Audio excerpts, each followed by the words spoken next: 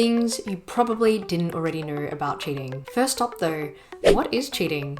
How we define cheating can vary a lot from person to person. Sometimes it's obvious what cheating is, but sometimes people disagree on whether a certain behavior really is a form of cheating, such as being friends with an ex or watching porn. A better way to define cheating is that it's when you do things that go against your partner's expectations for the exclusivity of the relationship. But why do we consider cheating morally wrong in a way? So obviously, cheating means doing something that you know would be very upsetting, maybe even traumatic to your partner. And of course, there's also the lying and sneaking around that goes into it. But why do we expect exclusivity in a relationship to begin with? Why is it so painful for us to imagine that our partner might be hooking up with someone from work or maybe flirting with an ex? There are different ways to answer this, depending on which angle you look at it from.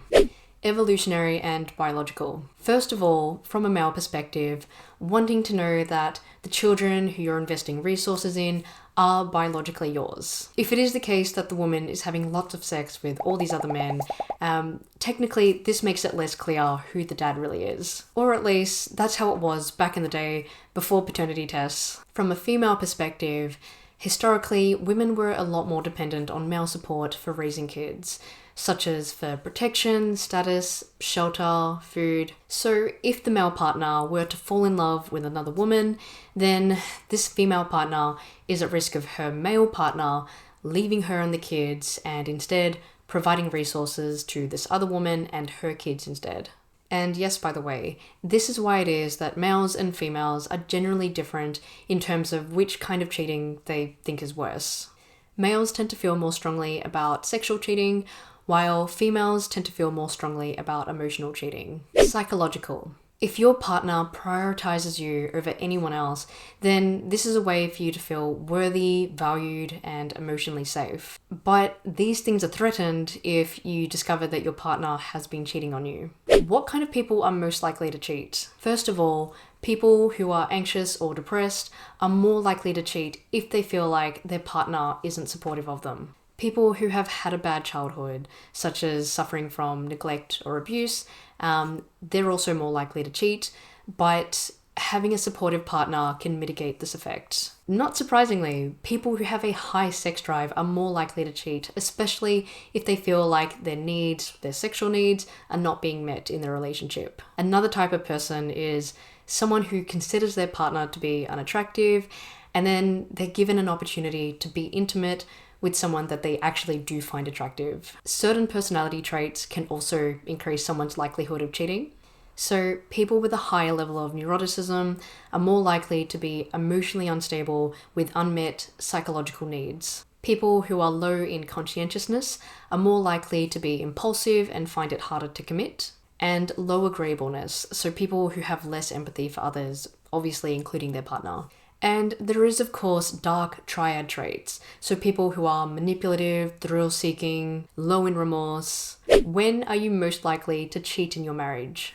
You may have already heard of the 7-year itch, which is basically this idea that you're most likely to cheat in your marriage at the 7-year mark.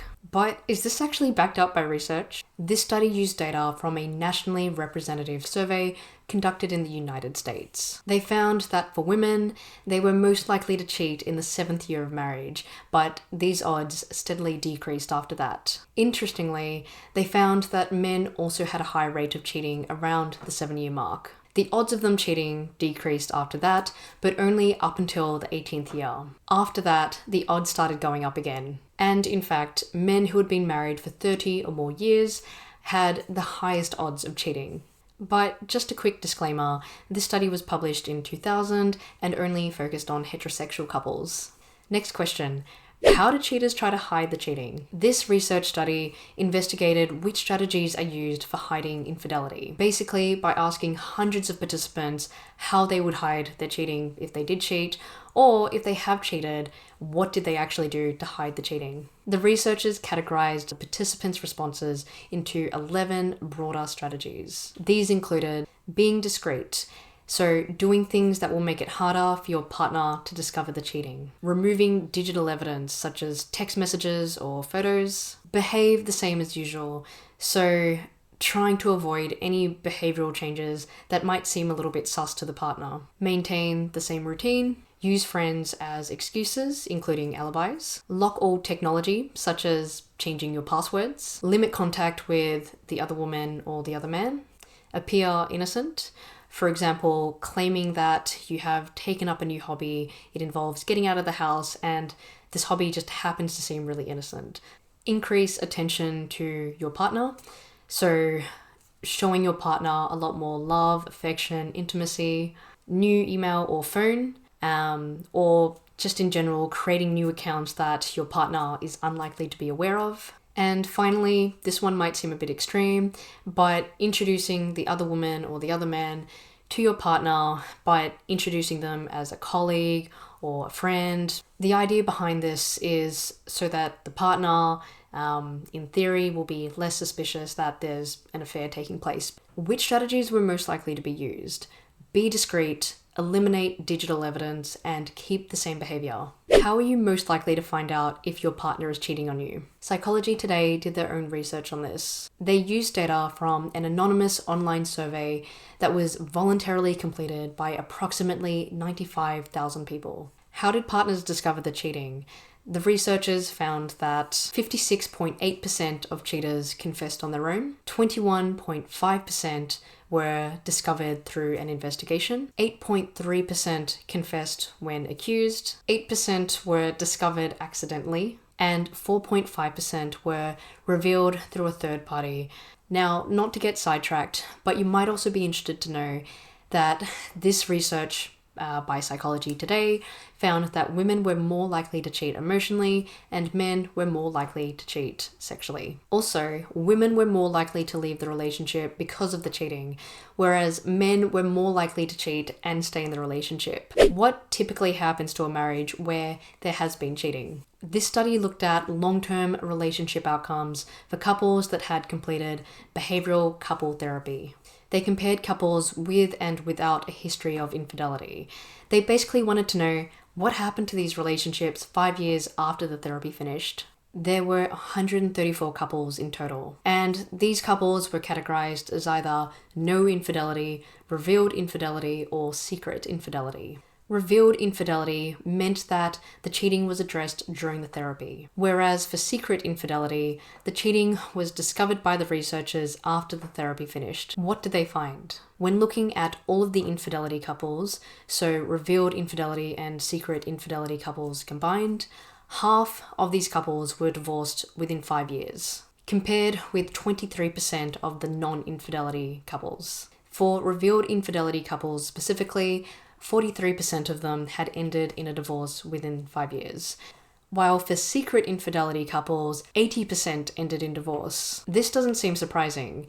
If your marriage is already in trouble, and even after therapy, you or your partner cheats, then yes, it does seem like the chances of your marriage surviving aren't great. But if the cheating is addressed in therapy, then this might suggest that the person who did the cheating is genuinely trying to work on the marriage. It's worth noting though that the actual numbers in this study were fairly small, and in addition to that, only heterosexual couples were included. Can being cheated on cause PTSD? Rather than PTSD, it's known as PISD, Post-infidelity stress disorder. It's not an official psychological diagnosis, but it's basically the anxiety and trauma experienced by someone who has discovered that their partner has been cheating on them.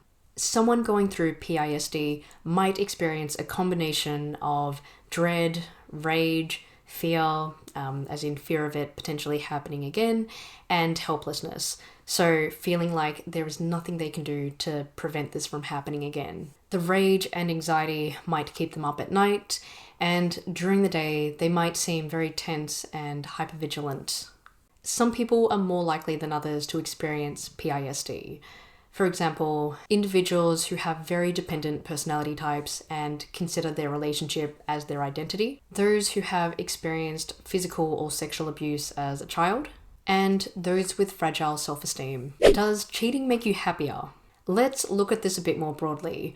This is a study that looked at infidelity and well-being. They used a nationally representative sample of approximately 14,000 German adults who were followed for up to 12 years, or 8 years on average. The researchers found that people who end up cheating often report a drop in well-being and relationship satisfaction before the affair begins. But here's a study that looked at the well-being of people after they've cheated. Participants were 287 psychology students who, at the time of the study, were in an exclusive relationship of at least 4 months. They found that cheaters reported more psychological distress than faithful partners. And the researchers noted that cheaters experienced distress even when their partner was unaware of the cheating. This included cheaters having high levels of depression, anxiety, shame, guilt.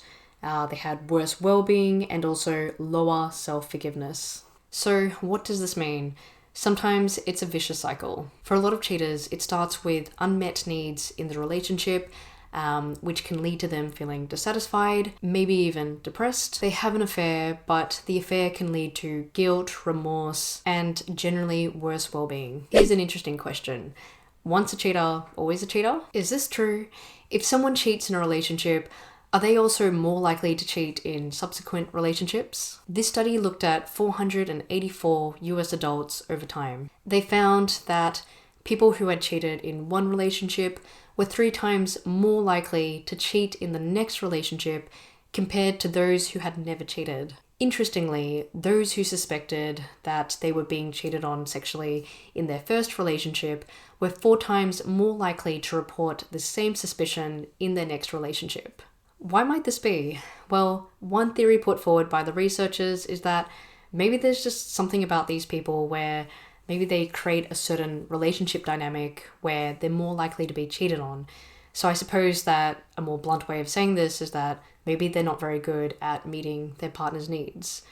But for me personally, I kind of wondered whether maybe these people are just a bit more paranoid and not very trusting, and therefore they feel more easily suspicious of being cheated on.